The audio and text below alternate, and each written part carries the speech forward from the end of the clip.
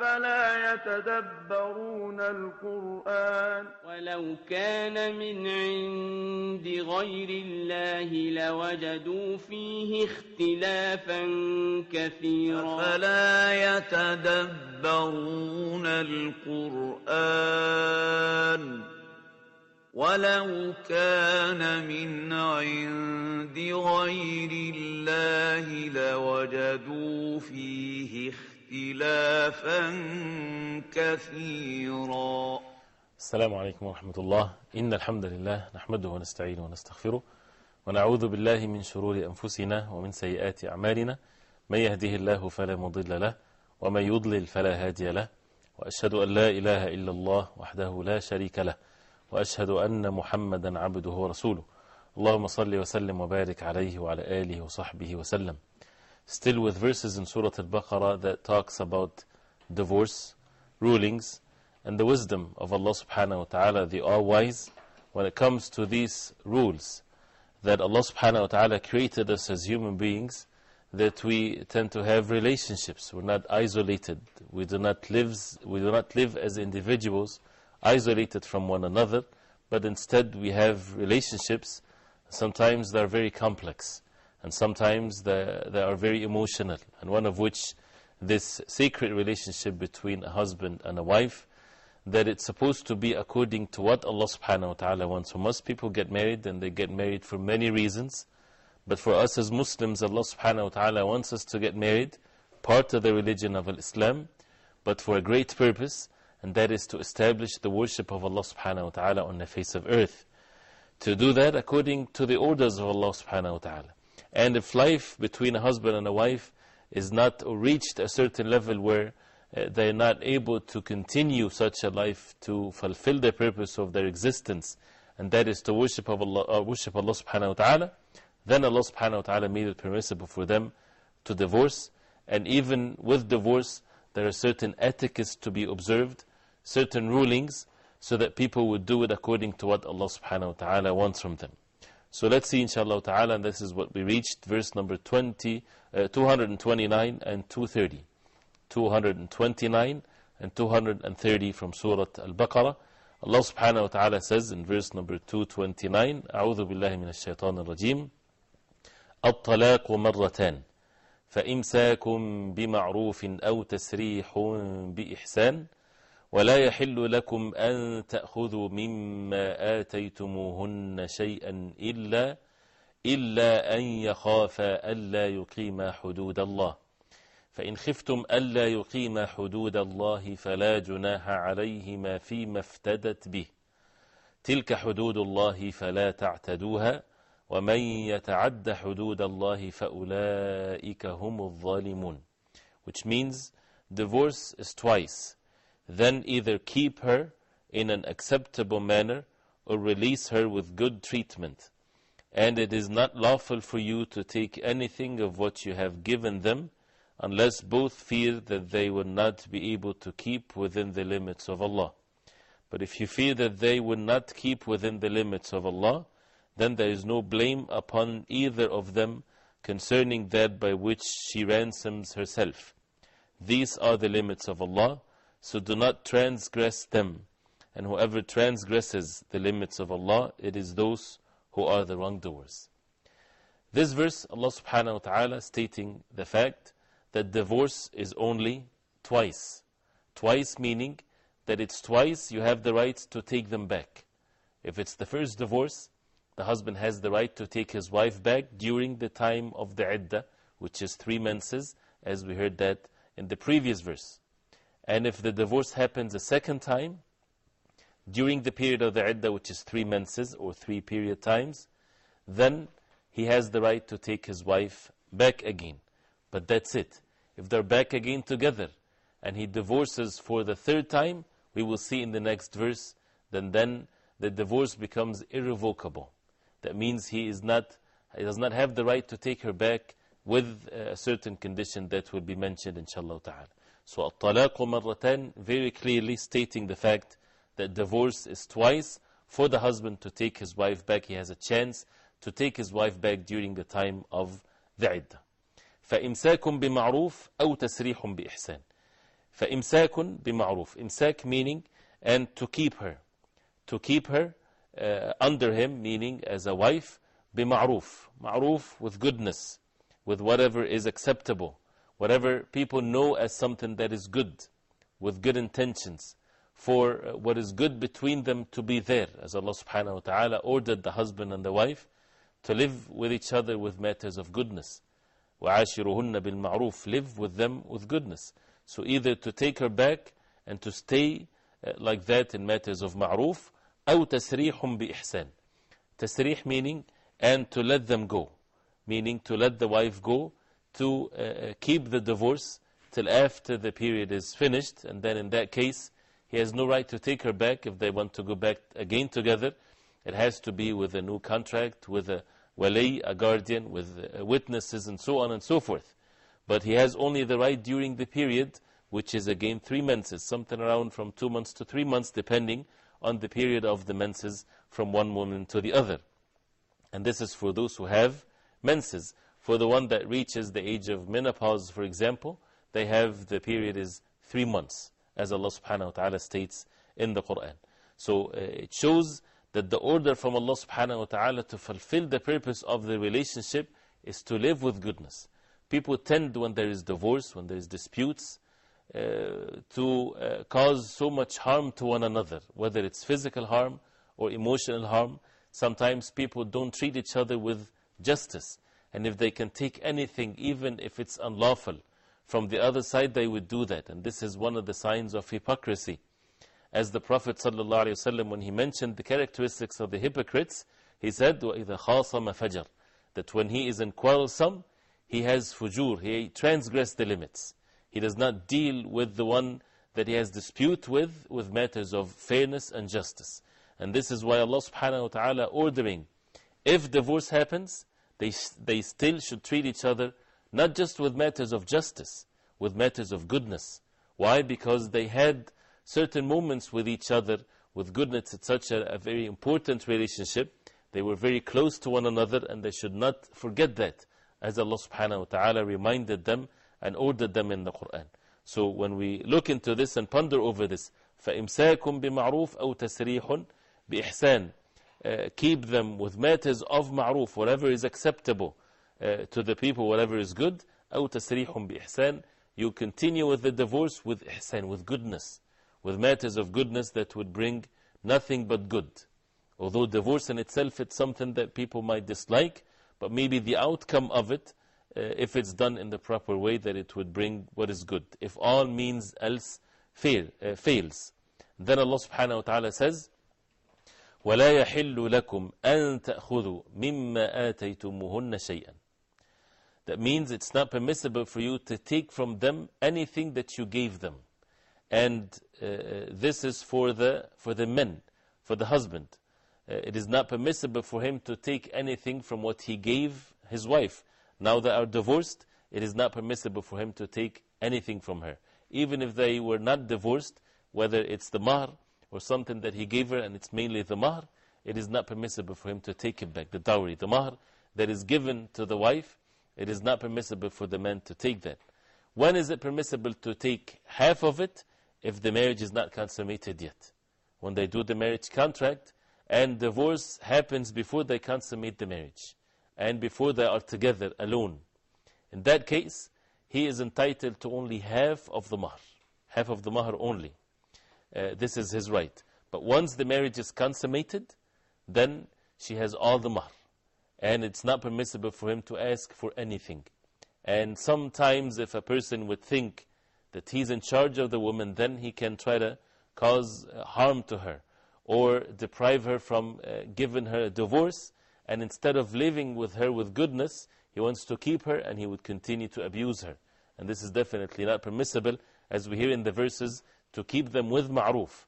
If the person divorces his wife, the condition for him to take her back is that he would take her back with the intention to reconcile and to make things better. If not, then وَتْأَوْ تَسْرِيحٌ بِإِحْسَانٍ, to let them go with matters of goodness. So the original status here, that it's not permissible for him to take anything from her, except إِلَّا أَن يَخَافَ أَلَّا يُقِيمَ حُدُودَ اللَّهِ, which means unless they both fear that they would not be able to keep within the limits of Allah.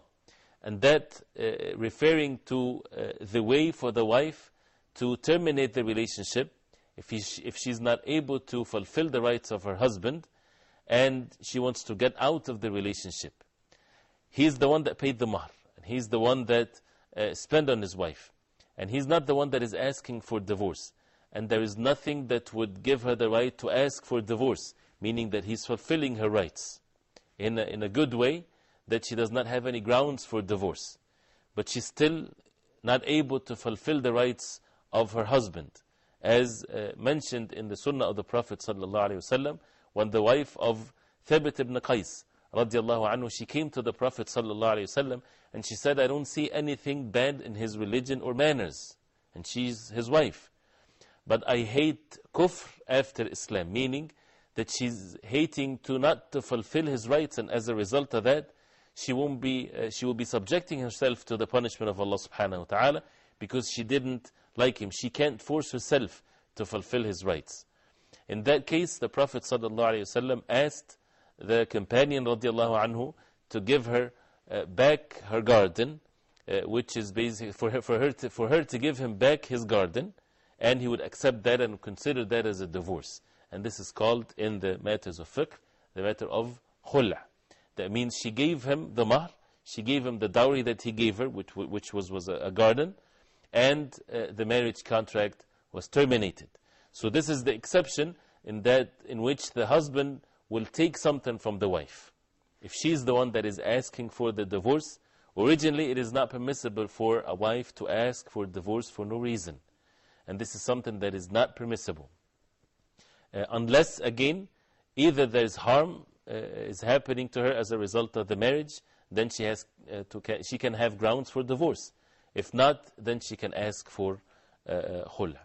And of course the details of that in matters of fiqh. But this is the exception mentioned in the verse, إِلَّا أَن يَخَافَ أَلَّا يُقِيمَ حُدُودَ اللَّهِ. And you see the condition here, if the limits of Allah subhanahu wa ta'ala, the person is not able to fulfill that, then it is a way out for them, so that they don't subject themselves to the punishment of Allah subhanahu wa ta'ala, because this relationship, the person has to fulfill the rights and the obligations for the sake of Allah subhanahu wa ta'ala. That's why Allah subhanahu wa ta'ala says, فَإِنْ خِفْتُمْ أَلَّا يُقِيمَ حُدُودَ اللَّهِ. If you fear that they won't be able to fulfill the rights of Allah and the limits of Allah subhanahu wa ta'ala, فَلَا جُنَاحَ عَلَيْهِمَا فِي مَفْتَدَتْ بِهِ.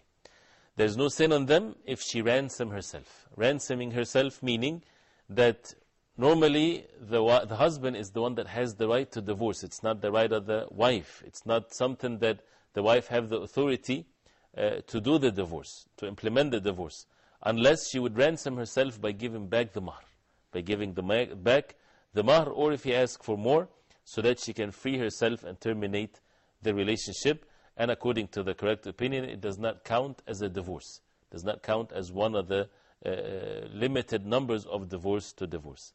And then Allah subhanahu wa ta'ala says, تِلْكَ حُدُودُ اللَّهِ فَلَا تَعْتَدُوهَا. That these are the limits of Allah subhanahu wa ta'ala, do not transgress them. Warning from Allah subhanahu wa ta'ala that these are limits. And when it comes to limits, anybody that would transgress the limits, that means he is subjected to the punishment of Allah subhanahu wa ta'ala. فَلَا تَعْتَدُوهَا. تَعْتَدُوهَا means to do not transgress over these limits. Some of the verses in the Qur'an, you would find that تِلْكَ حُدُودُ اللَّهِ فَلَا تَقْرَبُوهَا. That these are the limits of Allah subhanahu wa ta'ala. Do not, instead of the word transgress is used, another word is used which is do not get close to it. Do not get close to the limits of Allah subhanahu wa ta'ala. And there is difference, of course. What is the difference? If the verse is talking about some orders from Allah subhanahu wa ta'ala, ordering the believers to do something, then you would find the warning, do not transgress the limits, because you're supposed to do what Allah subhanahu wa ta'ala ordered you to do. But if the verse is talking about something that Allah subhanahu wa ta'ala forbid the believers from doing, something that is haram, something that is a sin, you would find the warning, فَلَا تَقْرَبُوهَا means do not get close to it. Major difference. If it's a sin, do not transgress, no, do not get close to it. Why? Because we're ordered to stay away, far away from sins, and even stay away from what is doubtful, so that we don't fall into matters of sins. But when it comes to the orders, Allah subhanahu wa ta'ala ordered us to do them and to do them in the most perfect way, and do not transgress the limits by doing something that Allah subhanahu wa ta'ala didn't order us to do, or disobeying the orders of Allah subhanahu wa ta'ala. That's why we see the precise wordings, because this is from Allah subhanahu wa ta'ala, the Most High, the Most Merciful subhanahu wa ta'ala. And also makes us see that the relationship between a husband and a wife, it's not just about seeking some materialistic benefits. The goal of the relationship is not for the husband to take the full and the most that he can get from his wife, and the same thing for the wife. Her goal is to take as much benefit as she can from the husband. This is a relationship that people need to witness the orders of Allah subhanahu wa ta'ala. These are orders from Allah subhanahu wa ta'ala, the religion of Islam, that Allah subhanahu wa ta'ala will ask us about it in the Day of Judgment, how people treated each other, not according to their desires, but according to what Allah subhanahu wa ta'ala wants from them. We continue inshallah ta'ala with this verse and the next one right after the break, so stay with us inshallah. أفلا يتدبرون القرآن إذا دكت الأرض دكا. Do you want to learn how to recite the Qur'an?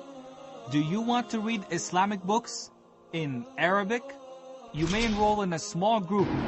العسل من السوق اشترى. نعم اشترى. A private lesson. من مثلها في فضلها. من مثلها في فضلها. Or at your own pace to fit your schedule. هل أنت قادم في المعهد؟ Courses for sisters with female instructors. We're bringing you the latest software technology, professional instructors, and a state-of-the-art classroom to the comfort of your home. Enroll now in Huda Academy.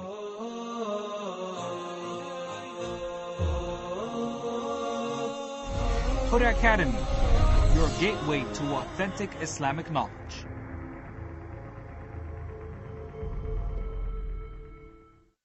أفلا يتدبرون القرآن. Alhamdulillah, wassalatu wassalamu ala Rasulullah. Still with verse number 229 from Surah Al-Baqarah, and some of the rulings of divorce and the wisdom behind these miraculous orders from Allah subhanahu wa ta'ala for people to witness them and to act according to them. And we stopped where Allah subhanahu wa ta'ala warning the believers when it comes to the orders of Allah subhanahu wa ta'ala to take them serious and not to put forward their desires and what they want, but to be patient with the orders of Allah subhanahu wa ta'ala, because we might not see the wisdom behind these orders because the desires will overtake the person. And that's why the orders of Allah subhanahu wa ta'ala is not to go after the desires of the individuals, but it comes with justice, with what is right, and people need to be patient, and they would definitely see that, and they just need to have the submission to Allah subhanahu wa ta'ala. So these are limits that Allah subhanahu wa ta'ala set for people not to transgress these limits, and then Allah subhanahu wa ta'ala warned the believers, وَمَنْ يَتَعَدَّ حُدُودَ اللَّهِ فَأُولَٰئِكَ هُمُ الظَّالِمُونَ.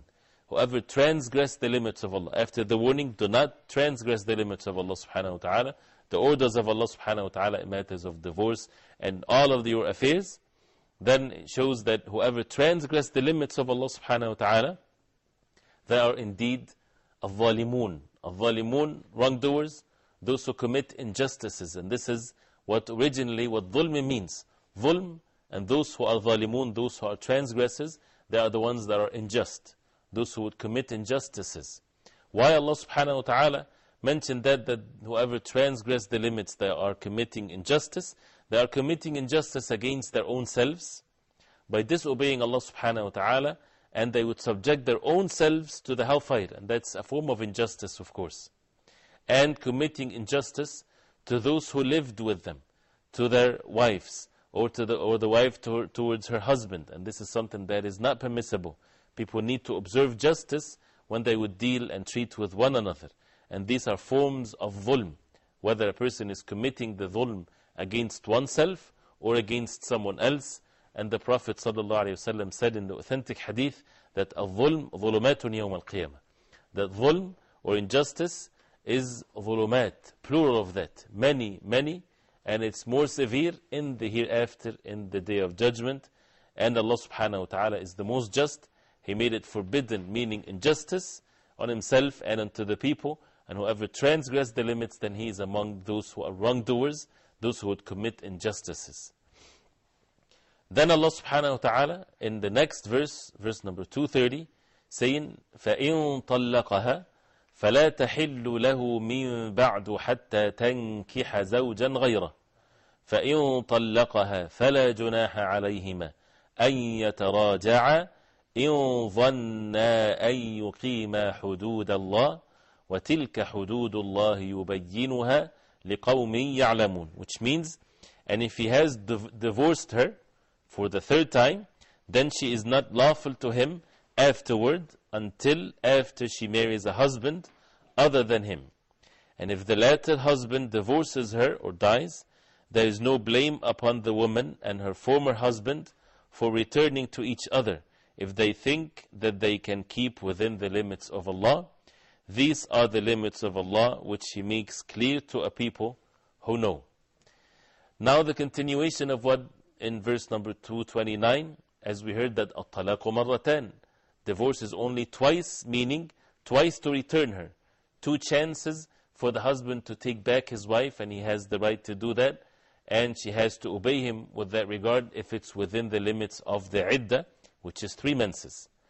But then فَإِن طَلَّقَهَا, if he divorced her again after the 2 times, that means this is the 3rd time, فَلَا تَحِلُّ لَهُ مِن بَعْدِ. That means she is not permissible for him. She is not halal for him. Meaning she becomes haram on him.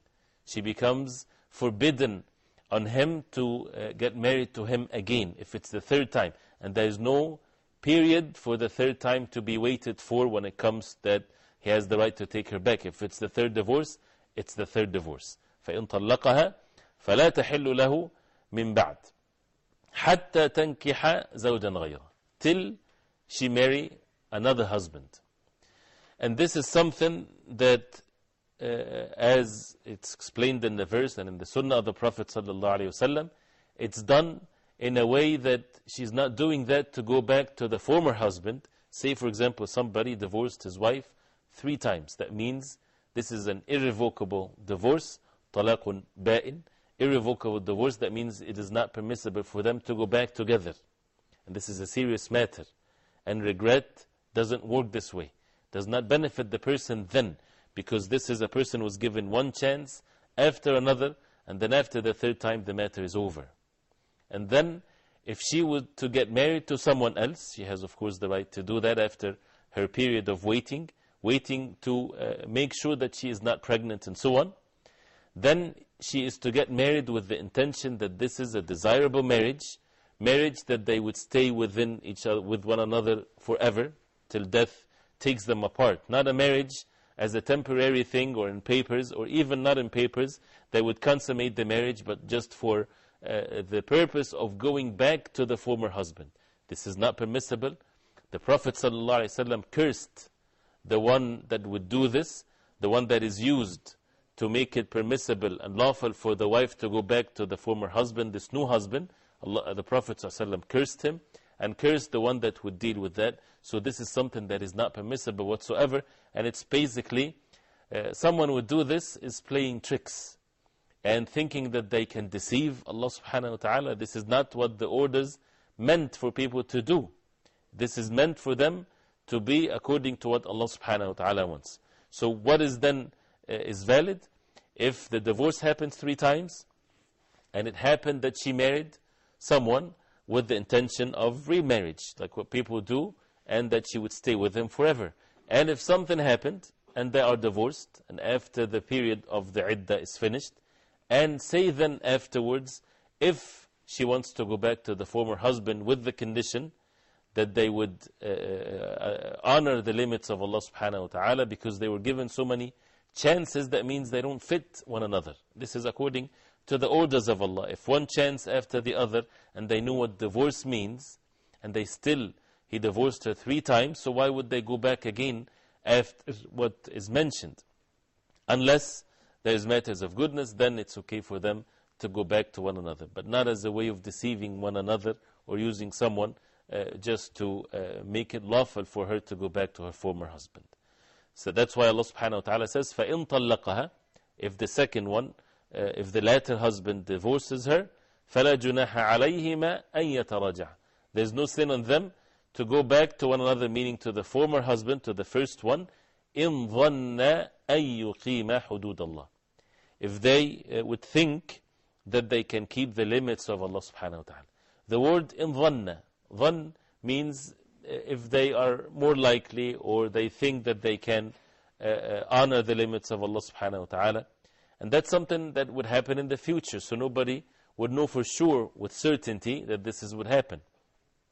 So it's valid to build an action based on what you think it's going to happen, or more likely that this will happen, but you never know what's going to happen in the future. And why this is mentioned? Because they already had been given the 3 chances and they failed. And he divorced her 3 times before. But if they think that they can honor the limits of Allah subhanahu wa ta'ala and do not transgress the limits, then there is no harm for them to go back to each other. In dhanna an yuqima hudud Allah, that they would establish and keep the limits of Allah subhanahu wa ta'ala. Again, the hudud of Allah, the limits of Allah, is mentioned more than one time here, to show that the relationship between husband and a wife is such an important one. It's not something to be taken lightly. Something that the shaitan, as he comes to the person during the salah, to do what? To make the salah deficient. To make the person loses the khushu' in it. To lose the reward in it. Or to even abandon the salah altogether. He also comes into the relationships. He comes between the husband and the wife, try to make them divorce. This is one of the work and the goals of shaitan. And we heard before the hadith in Sahih Muslim, where the Prophet ﷺ mentioned that in a very clear way, that the shaitan, Iblis, the father of all the devils, the one that refused to prostrate and make sujood to Adam, the one that Allah subhanahu wa ta'ala gave him the ability to live till the day of judgment, he sets his throne somewhere on the ocean or on the sea. And then he sets his deputies and sends them all over the world every day to cause the corruption and the killing and the whispering and so on. And then they come at the end of the day to him. And as it's mentioned in the hadith, one would say, I kept with him till he committed such and such sin. So Iblis, the big shaitan, would say he didn't do anything. And someone would say, I kept with him till he did this and this, which is also a matter of sin. The shaitan would belittle there and he would say he didn't do anything. Till someone would say, I kept with him till I separated him from his wife. So the shaitan would say, Ni'ma ant, you are the one. And he would get him closer. Although this is something that, as we see in the verses, it's not haram. It's not a sin, it's permissible. But why the shaitan? In that case, he would admire so much his deputy that kept with the husband and the wife till they were separated. As the ulama, they say, because if a person commits a sin as a result of the whisper of shaitan, then a person, if he repents to Allah subhanahu wa ta'ala, all the work of shaitan is destroyed. So it's definitely still a work of shaitan, and it's still a sin, and it's still subject the person to the punishment of Allah subhanahu wa ta'ala. But if he repents, Allah subhanahu wa ta'ala is the most forgiver. But when it comes to separating a husband from his wife, if there are offsprings as a result of this marriage, that means they would be brought in a broken home. And these are supposed to be, or the shaitan looks into them as the future deputies of shaitan. So he wants someone, he wants a human being that won't just commit a sin once in a while. He wants a human being that would be consistently in the path of a sin. So he would start by breaking families, by making individuals being raised, seeing a mother only, or a father only, and having a dispute between the husband and the wife and so on. So that's why we have to be aware of these things, and not to let the shaitan get into our lives, and to witness that these are limits that Allah subhanahu wa ta'ala set for us, not to belittle it, but to take it as part of our religion. Relationships, it's part of our religion that we have to observe, and we have to witness the wisdom of Allah subhanahu wa ta'ala. And then Allah subhanahu wa ta'ala said, وَتِلْكَ حُدُودُ اللَّهِ يُبَيِّنُهَا لِقَوْمٍ يَعْلَمُونَ. These are the limits of Allah subhanahu wa ta'ala, that He makes it very clear to the people of knowledge, to those who know. He makes it very clear to them. That's why we are in need of the people of knowledge. And the more the person has knowledge, the more things will be clarified for him or for her. That's why the path of knowledge is such a beautiful path, and it's a blessed path, because it makes things clearer and clearer. And those who have more knowledge, they would understand better matters of the religion of Islam than others. So that's why it's a path that we always and constantly should take to be steadfast on the religion of Allah subhanahu wa ta'ala. We would see these two verses, and we saw in the previous verses how Allah subhanahu wa ta'ala ordered the believers certain limits and certain things to be observed. And this is the wisdom of Allah subhanahu wa ta'ala, and that's why we as Muslims, we refer to the orders of Allah subhanahu wa ta'ala in our marriages, in divorce if it happens, in what comes afterwards, in matters of nurturing a child or taking care of a child or fostering a child, and who has the right to keep the child in custody and things like that. People sometimes, as a result of the enmity or a result of desires, they would refer to man-made laws when it comes to these types of things. And when it fits their own benefit as they might think, they would take that. And you would find them even sometimes people that would make salah and worship Allah subhanahu wa ta'ala, but they know that if they go to the judge and he would rule with the man-made law that has all kinds of deficiencies, and for example she would get the custody or he would get the custody, they would do that. Why? Because they see some immediate benefit, which is a form of injustice. And that's why Allah subhanahu wa ta'ala is warning that these are limits of Allah subhanahu wa ta'ala, that the orders of Allah subhanahu wa ta'ala has to be witnessed, and not the laws that human beings would do, and it's full of deficiencies and full of injustices because it comes from a deficient human being. But when the laws comes from the most wise, the most merciful subhanahu wa ta'ala, then things will be upright and things will be according to justice and according to the mercy of Allah subhanahu wa ta'ala. If we look into the benefits and the rulings that we mentioned in these two verses, we would see that first, the wisdom of Allah subhanahu wa ta'ala in making the talaq or the divorce 3 times only, and there is no return after the third one till she marries someone else. This is the wisdom of Allah subhanahu wa ta'ala.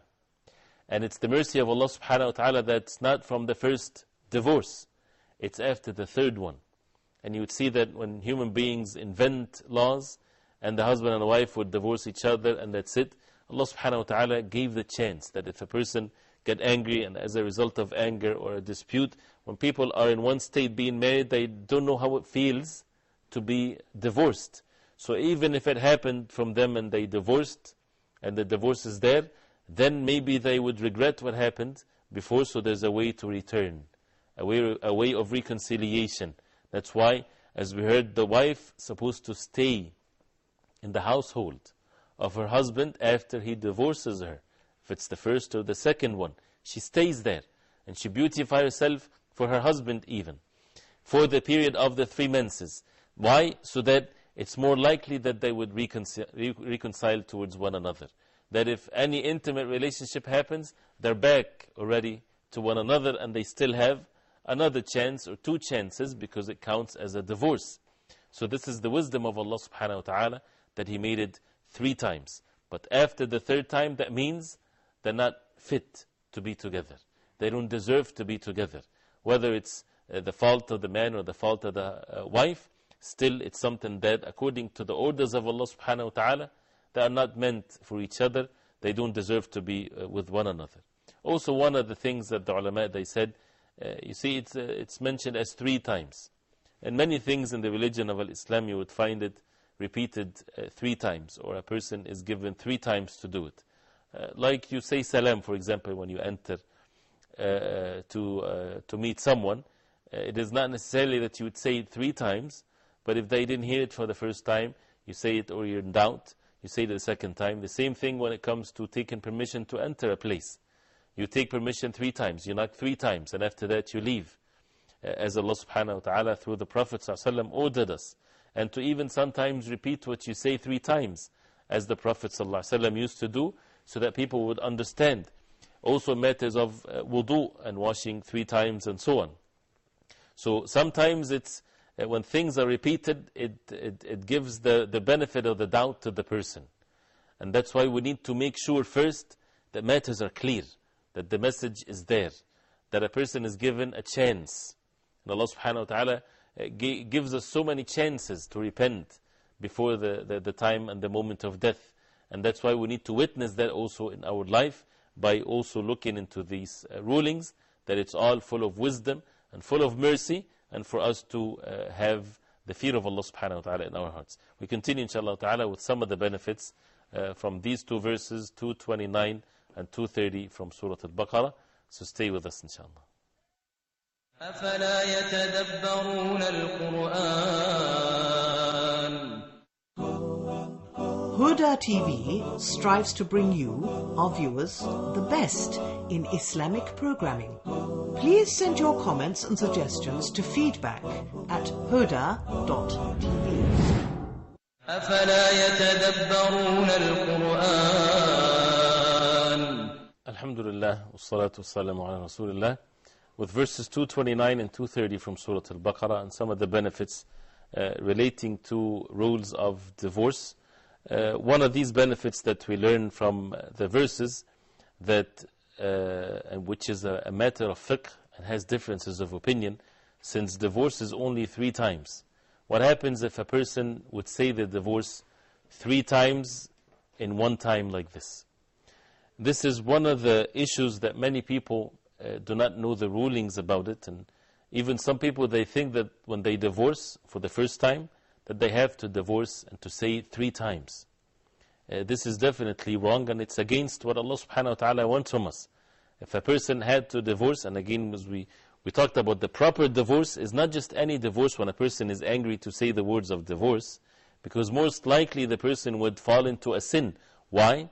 Because either he is divorcing while the woman in her menses, which is not permissible, or he's divorcing at a time when she doesn't have her menses, but he had intercourse with her, and still not permissible. So a person has to think about it before.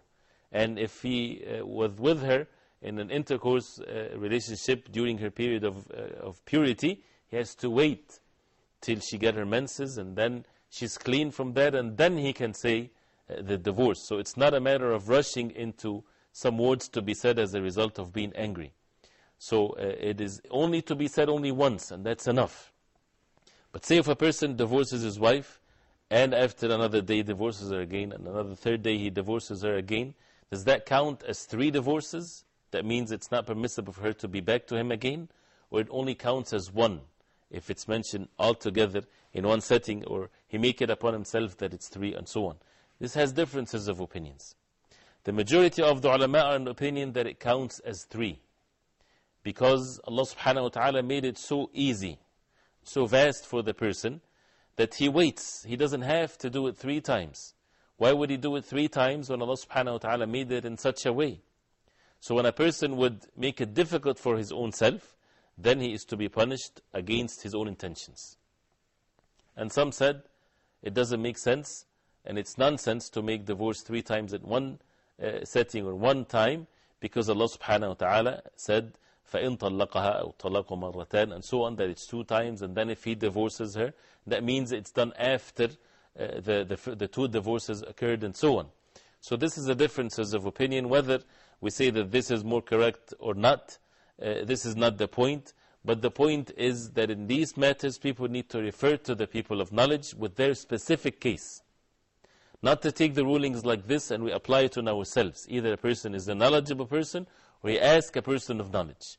Because each case, sometimes it's unique. Sometimes a person would say words that can mean divorce or something else. And people might not consider it as divorce, but in reality it's words of divorce. And there are differences between clear and direct words of divorce and indirect words. Indirect words that can mean, for example, a person would tell his wife, go to your family, for example. I don't need you anymore. I don't want to live with you anymore. Something like this. If this is this divorce or not? Then it goes back to the intention of the person. And many other rulings that we need to make sure that for every specific case, and that's why if you are asked or if you know someone with a case of divorce, people need to go to the people of knowledge. And they would ask them, and that person, the particular person that has the issue, is the one to go ask, and not to ask someone to ask on his behalf, because the person of knowledge might need some clarification. What did you say? How did you say it? And in what state? And so on and so forth. So it's very important to ask the people of knowledge. So this is something which is an issue, a very important one. And to take what Allah subhanahu wa ta'ala gave us, if a person has to divorce, it has to be done correctly, has to be done only one time, as we heard. Also, as we heard in the verse, it is a mandatory thing. If the divorce happened 2 times, that either to keep them with ma'roof, or to let them go with ihsan, with goodness. Because if the 2 divorce happens, either the people would let them go with matters of opposite to what is goodness, to be evil towards them, to cause harm to them, to try to find a way to cause any form of discomfort to them, or to keep them and also cause discomfort to his wife, or to keep them with matters of goodness, or to let them go with matters of goodness. And this is what Allah subhanahu wa ta'ala wants from us. And this is something that a person should observe, and again fear Allah subhanahu wa ta'ala. We see the wisdom behind these orders, and how Allah subhanahu wa ta'ala, these rules, comes with good intentions, and with good feelings from the hearts, and seeking the rewards from Allah subhanahu wa ta'ala. It also, we see that it's not permissible for a man to take anything from his wife that he gave her as a mahr, or anything as a gift, and so on. And the issue of before consummating the marriage or not, that's different. But when it comes to taking the mahr, this is not permissible whatsoever, and it's permissible for the woman to ransom herself in matters of khula, if she's not able to fulfill the rights of her husband, again after asking the people of knowledge. Because if the matter is, there's no need and there's no ground for such a thing, then it's not permissible even for her to ask for khula. Right? And the importance of marriage. We see the importance of marriage, and how Allah subhanahu wa ta'ala revealed verses in it. And we see that Allah subhanahu wa ta'ala says, فَإِنْ خِفْتُمْ أَلَّا يُقِيمَ حُدُودَ اللَّهِ. If you fear that they won't be able to fulfill the limits of Allah subhanahu wa ta'ala, such an important thing, such a serious relationship. Also, we learn from these verses that sometimes evil is something that is inevitable, or something that you would dislike. It's something that you have to face. So when it's like this, sometimes you have to choose what is lesser evil, and to push away what is more evil. Like when it comes to matters of divorce and khul' and so on. And this is something that Allah subhanahu wa ta'ala teaches the believers this in many of the verses of the Qur'an. Also, it is permissible for the woman to use her money. She has her own financial identity, because she ransoms herself in matters of khul'a, for example. And this is when you see 1400 years ago that Allah subhanahu wa ta'ala, by the orders of Allah, women in Islam has their own financial rights, independencies. And she has wealth, and she can buy and sell, and she can get into trade and so on. She has a total separate identity from her husband, in which you would find in other environments, people would even buy and sell their own wives. And this is in some environments were just 200 years ago. So that's something that we need to see the perfection. The rules of Allah subhanahu wa ta'ala in the Qur'an and in the Sunnah of the Prophet sallallahu alaihi wasallam never changed. 1400 years ago, we're still teaching and reciting the same thing. Look at nations 500 years ago, and how much injustices outside the boundaries of Islam and outside the rules of Allah subhanahu wa ta'ala, how much women were oppressed in many places on the face of earth. And they're still oppressed if they're away from the orders of Allah subhanahu wa ta'ala, because it's just one form of oppression to the other. And the most and the perfect justice in the religion of Islam. Also, when Allah subhanahu wa ta'ala more than one time mentioning the limits of Allah, do not transgress, do not get close to it. And these are the limits of Allah subhanahu wa ta'ala. He would make it clear to the people of knowledge, and so on. And also we get to see that these are orders from Allah subhanahu wa ta'ala. That means the human beings, they do not have the right to legislate. Legislation is to Allah subhanahu wa ta'ala alone. And we are nothing but human beings to get to know what Allah subhanahu wa ta'ala wants from us, and we fulfill it. We don't take a vote whether we do or not, whether we accept the laws of Allah subhanahu wa ta'ala or not. This is not permissible in the religion of Islam. These are verses in the Qur'an, rules from Allah subhanahu wa ta'ala to be established, and for people to submit themselves to Allah subhanahu wa ta'ala. It is not for the human beings. And that's why legislation, again, is to Allah subhanahu wa ta'ala. It's not by the people, for the people. It's from Allah subhanahu wa ta'ala for the benefit of the people in this life and in the hereafter. In al-hukmu illa lillah. Amara alla ta'budu illa iyyah. That ruling, legislation, it's all to Allah subhanahu wa ta'ala, and He ordered us to worship none but Him subhanahu wa ta'ala by implementing the laws that Allah subhanahu wa ta'ala ordered us to implement. Also, Allah subhanahu wa ta'ala forbade us from transgressing the limit, and knowing for sure that this is something that would bring all forms of harm in the life of the people. And that's why we need to make sure that we fulfill these orders according to what Allah subhanahu wa ta'ala wants from us. Also, we see that it's forbidden for a woman that was divorced 3 times. It is forbidden that she would go back to her former husband unless she marries someone else with the intention that this marriage is forever, and so on. And also, if that happens, they still have to make sure that they would more likely to bring what is good and not to bring what is evil, which is one of the principles of the religion of Islam. All these rulings brings what is good, does not bring what is evil whatsoever. Also, it's very important that we witness that anything that goes against the orders of Allah subhanahu wa ta'ala, according to the sharia of Allah subhanahu wa ta'ala, then it is not from the deen of Islam. Because Allah subhanahu wa ta'ala says, وَتِلْكَ حُدُودُ اللَّهِ يُبَيِّنُهَا. That these are the limits of Allah subhanahu wa ta'ala that He made it clear to those who have knowledge. That means the religion of Islam is clear. There is no ambiguity in it whatsoever. That people just need to seek the knowledge and ask the people of knowledge. And that's why Allah subhanahu wa ta'ala said يُبَيِّنُهَا, that Allah subhanahu wa ta'ala made it very clear. Made all these rulings very clear. If there is differences of opinions, this is something that is valid for people to strive, but the matter has been very, very clear, especially in the matters that are very with consensus and so on and so forth. لِقَوْمٍ يَعْلَمُونَ, to those who have knowledge. And this is very clear to those who have knowledge, which is definitely shows the importance of knowledge in these types of rulings. As we heard before, and this is something that I need to stress, and we need to stress all the time, people, they get married and they don't think of what happens if there is a dispute. And when people are used to say the word of divorce, and some people might even live with each other in a haram way because they had divorced each other for many times, they don't know. And that's why we would see in the following verses that Allah subhanahu wa ta'ala warning the believers not to take the signs and the verses of Allah subhanahu wa ta'ala as a way to mock the religion. Doesn't have to be with speech, but can be by actions, by witnessing the orders of Allah subhanahu wa ta'ala.